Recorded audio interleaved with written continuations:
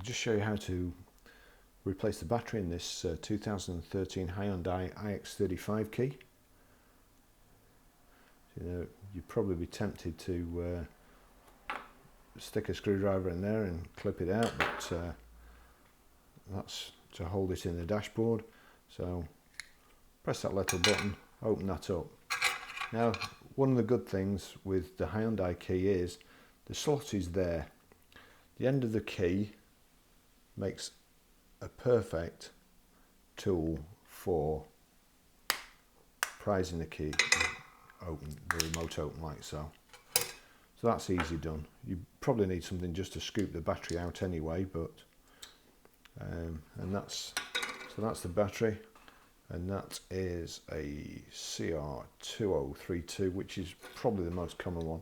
In there, you see there it shows the battery going in, negative side down. That is the negative side, that's the positive side. So press that back in there. Put the two halves of the key together, clip them together like so, blade back in, that's it done.